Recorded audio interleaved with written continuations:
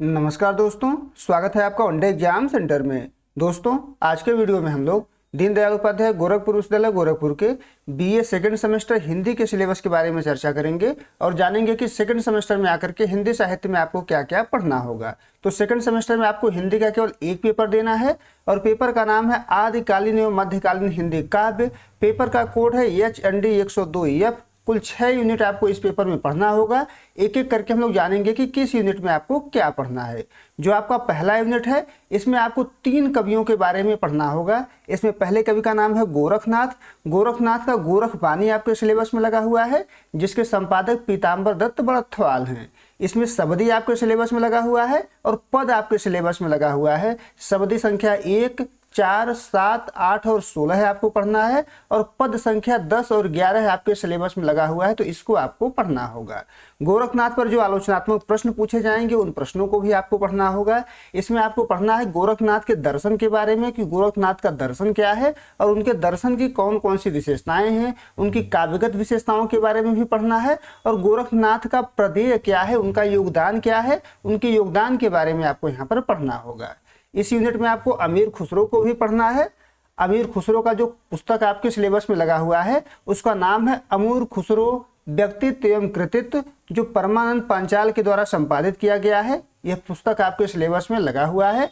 इसमें आपके सिलेबस में एक कव्वाली लगा हुआ है अमीर खुसरो का, 2 गीत लगा हुआ है और 5 दोहा आपके सिलेबस में लगा हुआ है। दोहे का नाम भी यहाँ पर दिया हुआ है, गोरी सोमे, खुसरो रैन, देख मैं, चकवा चकवी, सेज सुनी। ये 5 दोहे हैं जो आपके सिलेबस में लगे हुए हैं। यानी अमीर खुसरो का एक कव्वाली, 2 गीत और 5 दोहा आपके सिलेबस में लगा हुआ है और इनका आलोचना भी पढ़ना है। इनकी साहित्य साधना के बारे में आपको जानना है और इनकी कविता की जो विशेषताएं हैं उसके बारे में आपको यहाँ पर पढ़ना होगा।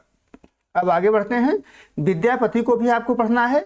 विद्यापति की जो पदावली है वो आपके सिलेबस में लगा हुआ है, जिसके संपादक राम वृक्ष बेनीपुरी हैं।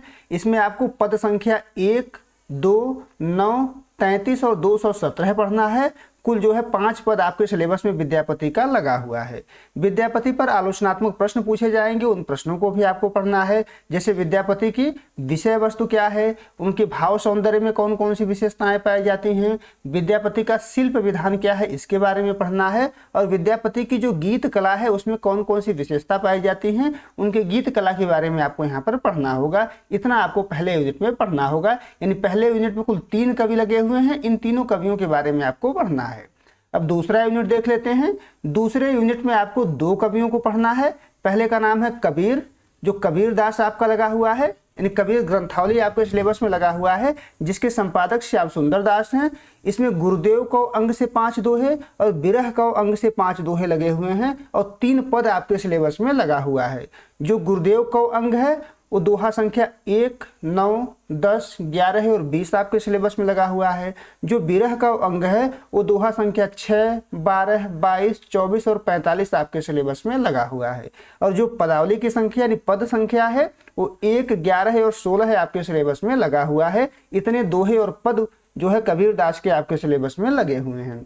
इसके अलावा कबीरदास पर जो आलोचनात्मक प्रश्न पूछे जाएंगे उन प्रश्नों को भी आपको पढ़ना है। कबीरदास की भक्ति भावना के बारे में पढ़ना है। कबीरदास का दर्शन क्या है उसके बारे में पढ़ना है। उनके रहस्यवाद यानी रहस्य चेतना के बारे में जानना है। कबीरदास की सामाजिक चेतना की कौन कौन सी विशेषताएं हैं इसके बारे में आपको पढ़ना होगा। कबीरदास के काव्य सौंदर्य के बारे में जानना है और वर्तमान समय में कबीरदास का महत्व क्या है, उनकी प्रासंगिकता क्या है, इसके बारे में आपको पढ़ना होगा। दूसरे यूनिट में ही आपको मलिक मोहम्मद जायसी को पढ़ना है। जायसी ग्रंथावली आपके सिलेबस में लगा हुआ है, जिसके संपादक रामचंद्र शुक्ल हैं। यह पूरा नहीं आपको पढ़ना है।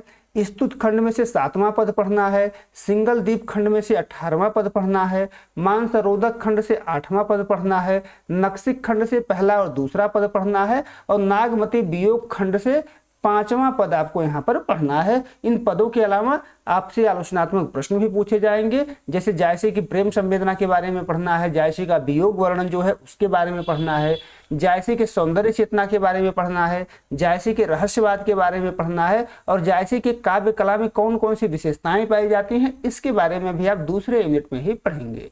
अब आगे बढ़ते हैं, तीसरा यूनिट देख लेते हैं।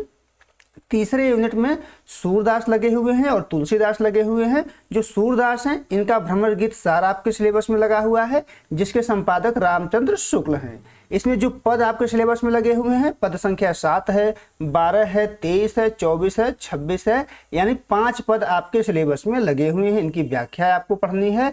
इन पदों के अलावा जो आलोचनात्मक प्रश्न आपसे पूछे जाएंगे उसका भी अध्ययन आपको करना है। जैसे सूरदास का काव्य सौंदर्य क्या है, इसके बारे में पढ़ना है। सूरदास की भक्ति भावना के बारे में आपको पढ़ना है।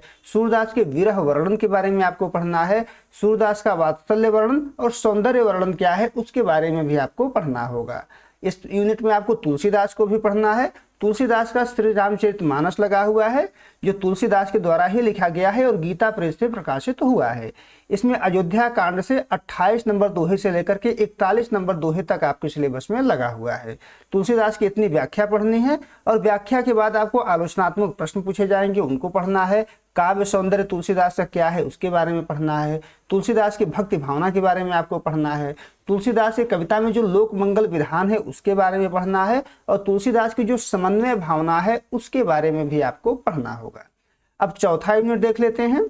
चौथे यूनिट में भी आपको 2 कवियों को पढ़ना है। इसमें सबसे पहले मीराबाई को पढ़ना है। मीराबाई का काव्य आपके सिलेबस में लगा हुआ है, जिसके संपादक विश्वनाथ त्रिपाठी हैं। आरंभ के 10 पद आपके सिलेबस में लगा हुआ है, उसी की व्याख्या आपको यहाँ पर पढ़ना होगा। इसके अलावा आलोचनात्मक प्रश्न भी आपको पढ़ने होंगे जो आपसे परीक्षा में पूछे जाएंगे। मीराबाई की भक्ति भावना, रहस्य चेतना, गीति तत्व, काव्य सौंदर्य मीराबाई का क्या है, इन सभी के बारे में विस्तार से आपको पढ़ना होगा। चौथे यूनिट में रसखान के बारे में आपको पढ़ना है। रसखान रचनावली आपके सिलेबस में लगा हुआ है, जिसके संपादक विश्वनाथ त्रिपाठी हैं। पूरा रसखान रचनावली आपके सिलेबस में नहीं, पूरा रसखान रचनावली जो है आपको नहीं पढ़ना है। इसमें जो सुजान रसखान से संबंधित दोहे हैं या पद हैं उन्हीं के बारे में पढ़ना है। 2, 3, 7, 10, 13, 18, 27, 55, 56 और 73 नंबर दोहे आपको यहाँ पर पढ़ना है। इसके अलावा आपको जो है आलोचना इनके पर पढ़नी है। रसखान के भक्ति भाव से संबंधित विशेषताएं, उनके भाव सौंदर्य से संबंधित विशेषताएं, उनके काव्य सौंदर्य से संबंधित विशेषताएं आपको यहाँ पर पढ़ना होगा। अब 5वां यूनिट देख लेते हैं। 5वें यूनिट में आकर के आपको केशवदास और भूषण के बारे में पढ़ना है। केशवदास और भूषण पर एक ही ग्रंथ लगा हुआ है, रीति काव्यधारा इसका नाम है। अब यहाँ पर देख सकते हैं भूषण को जब आप पढ़ेंगे तब भी यही रीति काव्यधारा आपके सिलेबस में लगा हुआ है। इसके जो संपादक हैं वो रामचंद्र तिवारी हैं और रामफेर त्रिपाठी हैं। जो केशवदास का पद लगा हुआ है, वन मार्ग में राम, छंद संख्या 37 से लेकर के 41 तक आपके सिलेबस में लगा हुआ है। इसकी व्याख्या आपको पढ़नी होगी और जो आलोचना इन पर पूछा जाएगा, केशवदास का आचार्यत्व, केशवदास की संवाद योजना और केशवदास का काव्य सौंदर्य आपको यहाँ पर पढ़ना होगा। भूषण का क्या लगा हुआ है, ग्रंथ वही है। शिवाजी प्रशस्ति आपको पढ़ना है, छंद संख्या 9 से लेकर के 13 तक, यह आपके सिलेबस में लगा हुआ है। इसकी व्याख्या आपको पढ़नी होगी और जो आलोचनात्मक प्रश्न पूछा जाएगा उसको भी आपको पढ़ना होगा। भूषण की काव्यगत विशेषताएं, भूषण की कविता में जो वीर भावना है, जो राष्ट्रीय चेतना है, उसका अध्ययन आपको यहाँ पर करना होगा। अब 6वां यूनिट है, देख लेते हैं कि 6ठे यूनिट में आपको क्या क्या पढ़ना होगा। 6वें यूनिट में भी 2 कवि लगे हुए हैं। पहले का नाम है बिहारी। आपके सिलेबस में इनका बिहारी रत्नाकर लगा हुआ है, जिसके संपादक जगन्नाथ दास रत्नाकर हैं। आरंभ के 20 दोहे जो है इसका अध्ययन आपको यहाँ पर करना होगा। इसके अलावा आलोचनात्मक प्रश्न भी इन पर पढ़ना है। इनके काव्य सौंदर्य के बारे में जानना है, इनके भक्ति के बारे में जानना है, नीति के बारे में जानना है, श्रृंगार वर्णन के बारे में जानना है और बिहारी की जो बहुज्ञता है उसका भी अध्ययन आपको यहाँ पर करना होगा। अंतिम जो कवि आपके सिलेबस में लगे हुए हैं उनका नाम घनानंद है। आनंद घन जो पुस्तक है जिसके संपादक रामदेव शुक्ल हैं, वो आपके सिलेबस में लगा हुआ है और आरंभ के 10 छंद आपको यहाँ पर पढ़ना है। आलोचनात्मक प्रश्न भी आपको पढ़ने हैं। प्रेम संवेदना, श्रृंगार वर्णन और घनानंद का काव्य कला आपको यहाँ पर पढ़ना है। तो कुल 6 यूनिट आपके सिलेबस में लगा हुआ है। एक एक करके सब हम वीडियो लेकर के आएंगे। सभी यूनिट जो जो टॉपिक हैं सब पर वीडियो लेकर के हम आएंगे। अगर आपने अभी तक हमारे चैनल को सब्सक्राइब नहीं किया है तो हमारे चैनल को सब्सक्राइब कर लीजिए। बहुत बहुत धन्यवाद।